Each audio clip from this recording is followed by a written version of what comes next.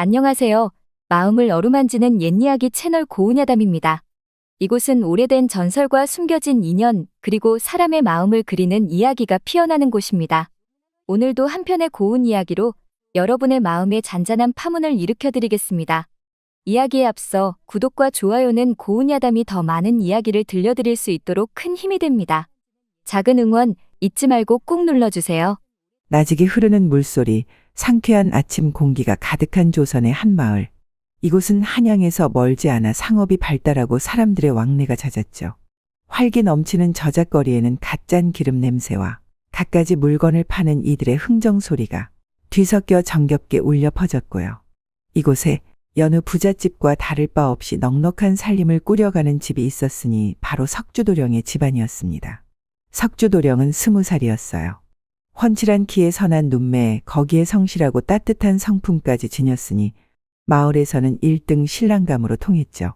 그는 비록 양반은 아니었으나 대대로 상업을 해온 집안의 외아들로 집안은 부유했고 부모님 또한 인자하셨습니다. 봄바람이 살랑이는 혼례철이 되어 석주의 부모님은 아들의 배필을 찾기에 여념이 없었어요. 매파를 불러 명문가의 교수들을 두루 알아보았지만 어쩐지 석주의 마음에 쏙 드는 처자는 나타나지 않았습니다.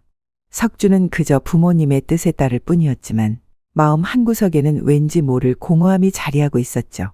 그는 을에 그러하듯 정해진 틀 안에서 짝을 만나는 것이 아닌 진정한 마음의 이끌림을 바랐던 것일까요? 이 마을의 매파는 소문이 자자했습니다. 그 이름은 홍매할멈. 평생을 남의 혼사를 중매하며 살아온 터라 웬만한 사람의 속마음쯤은 훤히 꿰뚫어보는 눈썰미를 가졌다고 했죠. 하지만 홍매할멈도 가끔은 예측 불가능한 일에 부딪히곤 했습니다. 그중 하나가 바로 석주도령의 혼사였죠. 홍매할멈은 여러 양반과 교수들을 추천했지만 석주는 번번이 고개를 저었습니다. 제가 바라는 인연은 아직 나타나지 않은 듯합니다.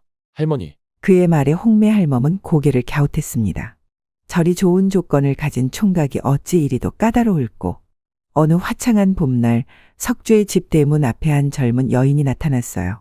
그녀는 고운 한복을 차려입고 있었으나 옷자락이 해지고 머리에는 지프로 엮은 모자를 눌러쓰고 있어 신분을 짐작하기 어려웠죠. 하지만 삿갓 아래로 언뜻 보이는 그녀의 자태는 감히 범접할 수 없는 아름다움을 품고 있었습니다. 햇살을 받아 더욱 빛나는 맑은 눈망울과 앳된 얼굴은 흡사 연못 위로 막 피어나는 연꽃 같았어요. 그녀는 조심스러운 목소리로 말했답니다. 나으리 댁에 혼례를 청하고자 왔습니다. 석주가 마당으로 나와 그녀를 마주하는 순간 세상의 모든 소음이 멈추고 시간은 느리게 흐르는 듯했습니다. 그녀의 눈빛은 비록 수줍었지만 그 속에 담긴 당당함과 묘한 애틋함은 석주의 심장을 단숨에 사로잡았죠. 흙먼지 묻은 신발과 빛바랜 옷차림에도 불구하고 그녀에게서는 귀한 집 아가씨에게서는 찾아볼 수 없는 강인한 생명력이 느껴졌습니다. 석주는 그 자리에서 그녀에게 한눈에 반하고 말았답니다. 그녀의 이름은 연하였습니다. 그녀는 자신이 비록 가난한 집안에서 태어났지만 석주 도령을 성심껏 모시겠노라 간절히 청했습니다. 석주의 부모님 또한 연하의 빼어난 미모와 겸손한 태도 그리고 담대한 용기에 감탄했습니다. 비록 집안 형편은 어려워 보였지만 그녀의 맑은 눈빛과 당찬 기세는 그 어떤 명문가의 교수보다도 빛나 보였죠. 몇 번의 만남과 대화 끝에 석주의 부모님은 아들의 확고한 마음에 따라 그녀를 며느리로 삼기로 결정했습니다. 홍매할멈은 뒤늦게 이 소식을 듣고는 아니, 내가 평생 중매를 서왔건만 이리 직접 찾아오는 여인은 처음 보네. 허허, 석주 도령의 복인가? 저 여인의 기계인가? 하며 혀를 내둘렀습니다. 마을 사람들은 모두 놀랐습니다. 석주 도령의 집안이라면 당연히 이름 있는 양반가 교수를 며느리로 맞을 것이라 여겼기 때문이죠. 하지만 석주와 연하의 혼례는 성대하게 치러졌습니다. 혼례 당일 연하는 수줍은 듯 곱게 차려입고 가마에서 내렸죠. 그녀의 아름다운 자태에 하객들은 모두 숨을 죽였고 초래청에 서서 수줍게 미소 짓는 연하의 모습은 한 폭의 그림 같았답니다. 석주는 세상 그 누구보다 행복한 사내였습니다. 그는 연하의 손을 잡고 행복한 미래를 꿈꾸었습니다. 하지만 그 순간 연하의 가슴 속에는 기쁨과 동시에 깊은 불안감이 소용돌이치고 있었죠. 그녀의 손을 잡은 석주는 알지 못했습니다. 이 혼례가 사실은 그녀의 여동생 연수와의 약속, 위에 세워진 위태로운 탑이라는 것을요. 혼례가 끝나고 석주의 방은 은은한 등불 아래 아늑한 기운으로 가득 찼습니다. 첫날 밤, 연하는 수줍은 듯 고개를 숙였지만 석주의 눈에는 그 모습마저 사랑스러웠죠. 그녀의 손을 잡는 순간 전해져 오는 가녀린 온기와 묘한 떨림에 석주의 마음은 더욱 뜨거워졌습니다. 연하는 예상보다 훨씬 활발하고 이야기도 재미있게 하는 처자였어요. 석주는 날마다 그녀와 이야기를 나누며 더욱 깊은 사랑에 빠져들었습니다. 그녀의 밝은 웃음소리는 석주의 집안에 활기를 불어넣었고 석주는 매일 밤 아내와의 대화를 손꼽아 기다리곤 했습니다. 그런데 이상한 일이었습니다. 분명 같은 사람인데도 신방에 드는 연하의 모습은 날마다 미묘하게 달랐죠. 어떤 날은 마치 샘물처럼 맑고 활기찬 웃음소리가 가득했고 석주의 농담에도 크게 웃으며 맞장구 쳐주며 미래의 꿈에 대해서도 거침없이 이야기했습니다. 또 어떤 날은 고요한 달빛처럼 차분하고 수줍은 태도를 보였습니다. 그날의 연하는 석주의 이야기를 주로 들어주고 가끔씩 고개를 끄덕이거나 작은 미소를 지을 뿐이었죠. 그녀의 눈빛은 깊고 왠지 모를 슬픔이 깃들어 있는 듯했습니다. 석주는 그저 연하가 날마다 다른 매력을 지녔다고 생각했습니다. 내 아내는 참으로 변화무쌍하구나. 어떤 날은 명랑하고 어떤 날은 차분하니 매일매일 새로운 매력을 발견하는 재미가 있군. 하고 대수롭지 않게 여겼죠. 혹 밤늦게까지 서책을 읽거나 바둑을 두느라 신방에 늦게 들어선 날이면 연하는 이미 잠들어 있는 듯 보였습니다. 그러나 다음 날 아침이면 언제 그랬냐는 듯 생기 가득한 얼굴로 석주를 맞이했으니 석주는 단 한 번도 의심의 그림자를 품지 못했습니다. 그의 사랑은 너무나도 순수했기에 감히 아내에게 다른 비밀이 있을 것이라고는 상상조차 하지 못했던 것입니다. 사실 석주의 아내는 연하 한 명이 아니었습니다. 그녀에게는 똑같이 아름다운 쌍둥이 동생 연수가 있었죠. 연하와 연수는 비록 찢어지게 가난한 집안에서 태어났지만 어려서부터 서로를 지극히 아끼고 사랑했습니다. 그들에게는 부모님 외에 서로의 존재가 세상의 전부였죠. 그들의 아버지는 젊은 시절 큰 포부를 가지고 한양으로 올라갔다가 사기를 당해 전 재산을 잃고 낙향한 후 병을 얻어 몸져 누우셨습니다. 어머니 또한 몸이 약해져 집안 살림을 꾸려나가기 힘든 상황이었죠. 연하와 연수는 매일매일 끼니를 걱정해야 하는 비참한 현실 속에서 살았습니다. 굶주림과 추위 그리고 부모님의 병화는 그들을 벼랑 끝으로 내몰았습니다. 하루하루가 고통의 연속이었고 이대로는 모두가 죽을지도 모른다는 절망감이 그들을 덮쳤습니다. 게다가 이 마을에는 혼기가 찬 처녀가 시집을 가지 못하면 산에서 내려오는 산적들이 노려보다가 결국 한 명을 끌고 갈지도 모른다는 끔찍한 소문까지 돌았습니다. 연하와 연수에게도 그 위협이 서서히 현실이 되어 다가왔죠. 마을 사람들조차 눈길을 피하며 어머니는 밤마다 두 딸을 품에 안고 떨었습니다. 그러던 어느 날 연하에게 한 가지 기막힌 생각이 떠올랐습니다. 석주 도령의 혼례 소문이 들려왔을 때 그녀는 결심했죠. 연수야, 이대로는 안 된다. 우리가 함께 살 길을 찾아야 해. 부모님도 더 이상 버티시기 힘들다. 내가 석주 도령께 혼례를 청할 터이니 너는 나를 도와야 한다. 라고 하며 세부적인 설명을 연수의 귀에 흘렸죠. 연수는 언니의 말을 듣고 깜짝 놀랐습니다. 창백해진 얼굴로 그녀는 더듬거렸습니다.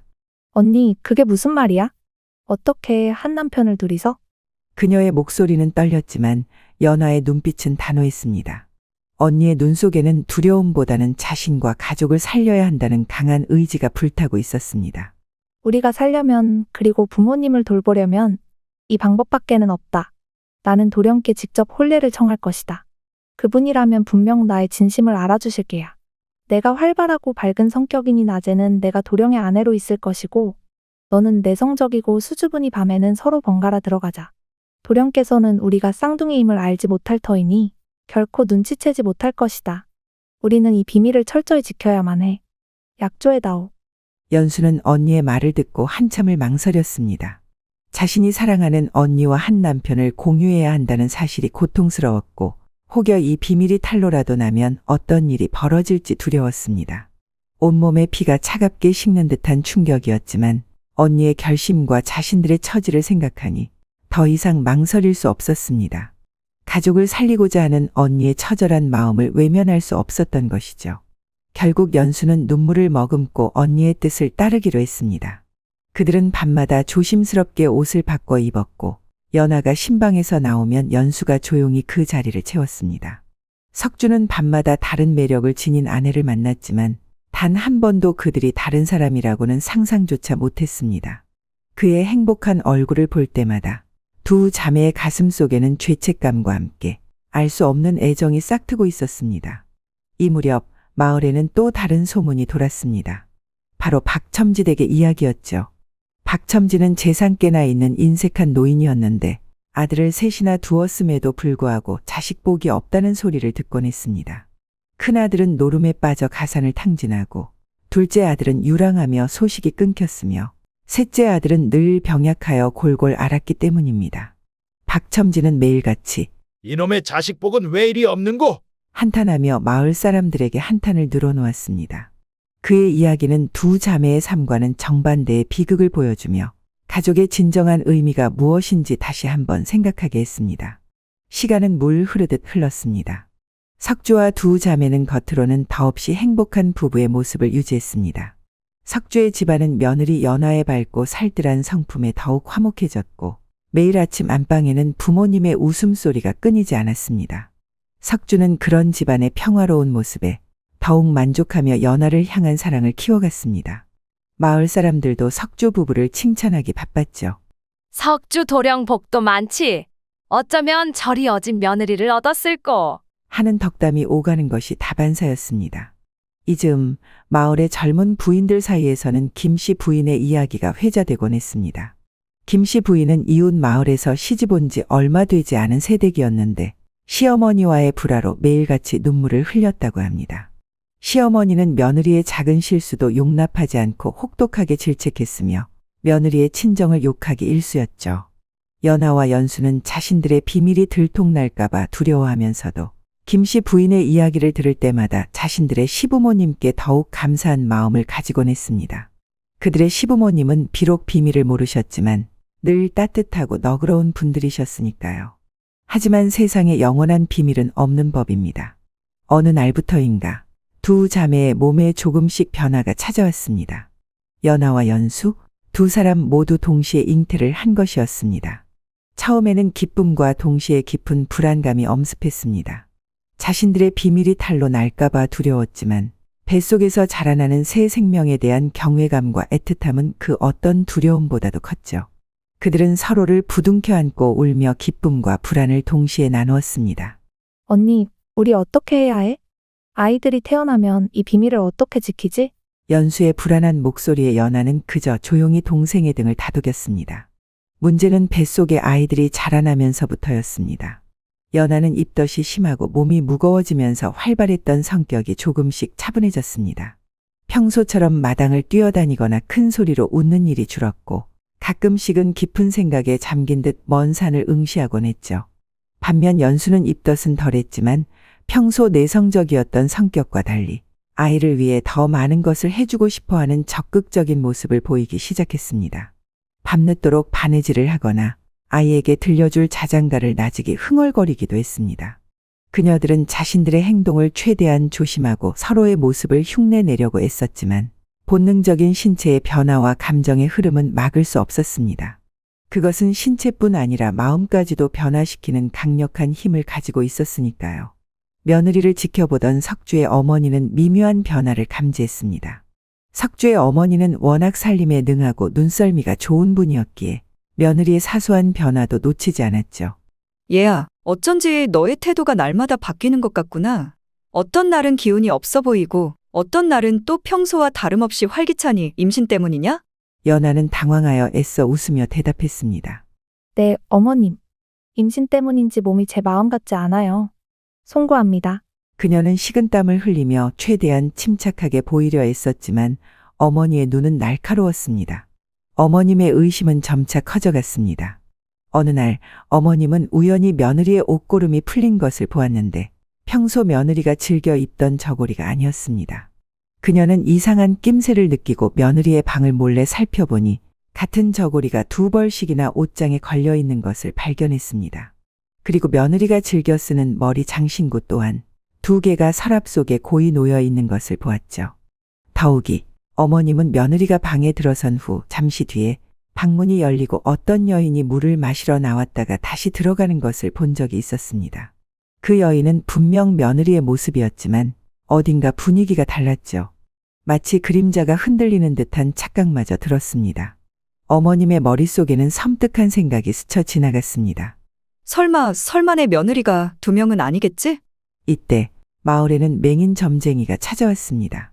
그는 신기하게도 사람의 기운만으로 그 사람의 속마음을 꿰뚫어 본다고 소문이 났죠. 어느 날 석주의 집 앞을 지나던 맹인 점쟁이가 갑자기 발걸음을 멈추더니 석주의 집을 향해 고개를 갸웃거렸습니다. 이상하다. 이 집에는 분명 한 명의 부인이 살고 있는데 두 명의 기운이 느껴지는구나. 그것도 아주 강렬한 두 개의 인연이 말이지. 맹인 점쟁이의 말은 곧 마을 사람들의 귀에 들어갔고 그들의 의심에 불을 지폈습니다. 곧 마을에도 이상한 소문이 돌기 시작했습니다. 마을 사람들은 며느리 연화의 모습을 보고 수군거렸습니다. 석주 도령네 신부가 이상해. 어떤 날은 기운이 넘치는데 어떤 날은 그림자처럼 조용하대. 글쎄, 내가 봤을 때도 뭔가 달랐어. 어제는 분명 저작거리에서 연화 씨를 봤는데 오늘은 또 다른 시장에서 물건을 고르고 있더라니까. 분명 연화 아씨가 맞는데 어딘가 다른 느낌이었어. 며칠 전에는 저 아랫마을 장터에서 봤다고 하던데 그 시간엔 석주 도령댁에서 식사하고 있었다는 이야기도 들었어. 급기야는 석준의 신부가 둘 아니냐. 는 섬뜩한 소문까지 나돌기 시작했습니다. 사람들은 수군거렸고 석주의 집안에는 알 수 없는 긴장감이 감돌기 시작했습니다. 석주는 자신에게 말 못할 비밀이 있는 듯한 아내의 표정과 마을 사람들의 수군거림에 마음이 답답해졌습니다. 그는 아내에게 직접 물어보려 했지만 차마 입이 떨어지지 않았습니다. 혹시라도 자신의 아내가 괴로워할까봐 혹은 자신이 감당할 수 없는 진실을 마주할까봐 두려웠습니다.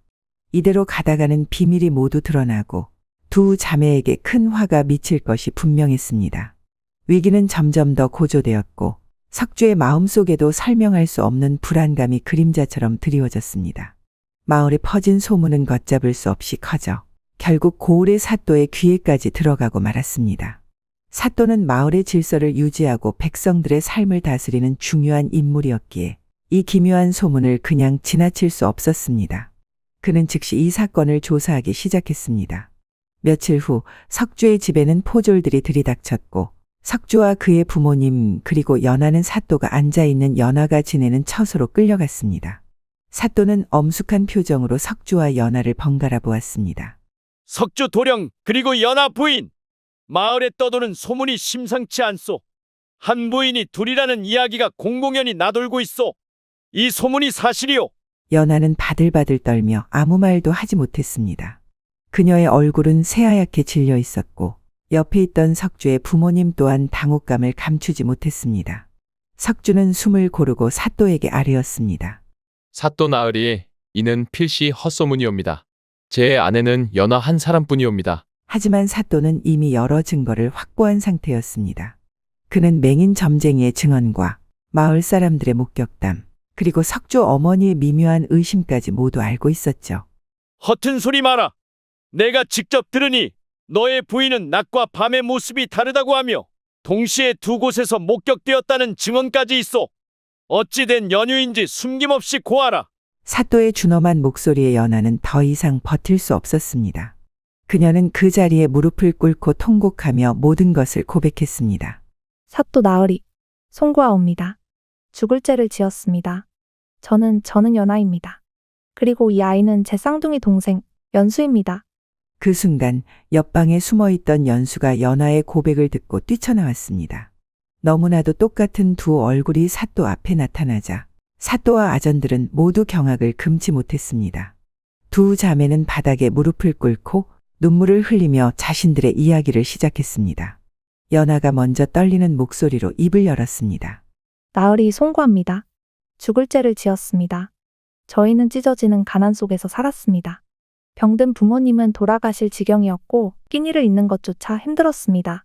제가 석주 도령께 혼례를 청할 수밖에 없었던 것은 오직 가족을 살리기 위함이었습니다. 제가 낮에는 도령을 모시고 밤에는 이 아이, 연수가 신방에 들어 도령을 모셨습니다. 저희의 이 죄를 부디 헤아려 주시옵소서. 그녀의 목소리는 흐느낌에 잠겨 있었지만 진심이 담겨 있었습니다. 옆에 있던 연수는 고개를 숙인 채 어깨를 들썩이며 흐느끼고 있었죠. 연하의 말에 연수 또한 고개를 들고 눈물을 뚝뚝 흘리며 말했습니다. 나으리, 저도 나으리께 죄송한 마음 금할 길이 없습니다. 언니가 감히 나으리께 혼례를 청할 때도 저는 너무나 두려웠습니다. 하지만 가족을 살리고자 하는 언니의 뜻을 거스를 수 없었습니다. 밤마다 나으리 신방에 들 때마다 저는 죄책감에 몸서리치면서도 나으리의 따뜻한 마음에 저도 모르게 정이 들고 진심으로 나으리를 섬기고 싶어졌습니다. 부디 저희의 불쌍한 사정을 헤아려 주시옵소서. 두 자매의 눈물 어린 고백 속에는 가난의 고통과 가족을 향한 지극한 사랑, 그리고 자신들의 잘못을 인정하고 용서를 구하는 진심이 고스란히 담겨 있었습니다. 특히 그들의 뱃속에 자라고 있는 새 생명의 존재는 그들을 더욱 숙연하게 만들었습니다. 사또는 한동안 말없이 그들을 바라보았습니다. 그의 얼굴에는 분노보다는 깊은 생각에 잠긴 듯한 표정이 스쳐 지나갔습니다. 사또는 긴 침묵 끝에 입을 열었습니다. 너희들의 사정은 딱 하나. 이는 엄연히 조선의 법도를 어긴 중죄이다. 한 남편이 두 아내를 맞이하는 것은 허락되지 않는 일. 다만 대개 이런 경우 첩으로 삼아 죄를 경감하는 수가 있으니 석주 도령은 두 여인 중 한 명을 정실부인으로 다른 한 명은 첩으로 삼는 것이 어떠하냐. 그리하면 죄를 묻지 않을 것이며 너희들의 죄 또한 감하여 줄 수 있다. 사또의 제안에 두 자매는 서로를 바라보았습니다. 첩이 되는 것은 어찌 되었든 죄를 벗어나는 길이었지만 그들은 처음부터 한 몸처럼 살아왔고 석주의 아내가 되기 위해 모든 것을 걸었습니다. 누구 하나를 첩으로 삼는다는 것은 그들의 지극한 가족애와 희생을 부정하는 것과 같았습니다. 그 순간 석주가 다시 앞으로 나서서 사또에게 아뢰었습니다. 그의 목소리는 확고했고 흔들림이 없었습니다. 사또 나으리, 송구하오나 소자는 그리할 수 없나이다. 소자는 연하와 연수를 처음 만났을 때부터 한 사람이라 여겼습니다. 지금 이 순간 두 사람임을 알게 되었지만 제 마음속에서는 여전히 두 사람이 하나의 존재로 느껴질 뿐입니다. 연하도 연수도 모두 제 아내이며 누구 하나를 첩으로 삼아 박대할 수는 없나이다. 비록 법도에 어긋나는 일이라 할지라도 소자는 이 두 사람 모두를 저희 정실 아내로 삼고 싶습니다. 이들의 죄를 묻지 않으신다면 소자가 이들의 죄를 대신하여 벌을 받겠나이다. 석주의 진심 어린 고백에 사또의 눈빛이 흔들렸습니다.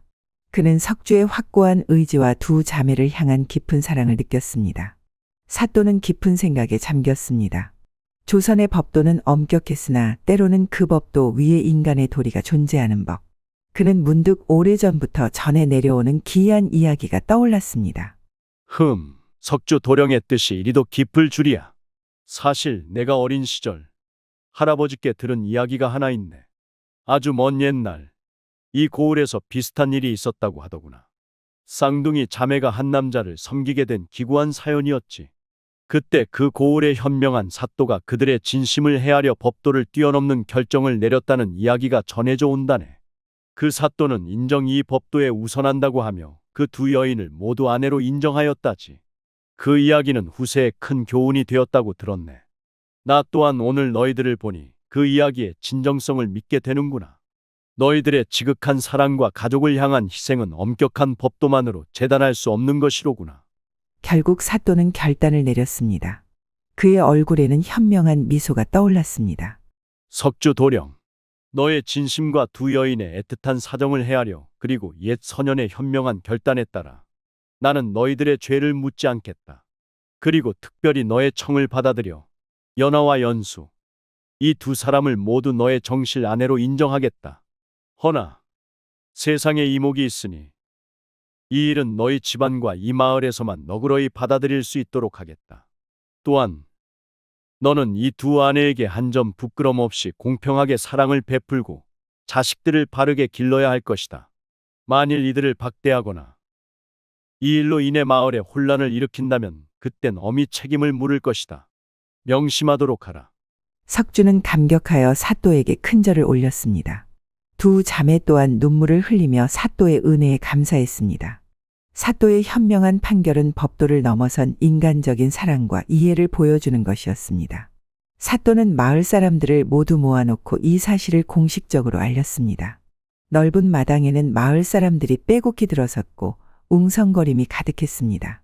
사또는 단상 위에 올라서서 석주와 두 자매의 사연을 이야기하고 자신의 판결을 선포했습니다. 처음에는 모두가 경악을 금치 못했지만 사또의 재량과 석주 가족의 진심 어린 호소에 인해 숙연해졌습니다. 사람들은 가난 속에서도 서로를 지키려 했던 쌍둥이 자매의 애틋한 가족에 감동했고 그 모든 것을 받아들인 석주의 용기와 포용력 그리고 현명한 사또의 판결에 찬사를 보냈습니다.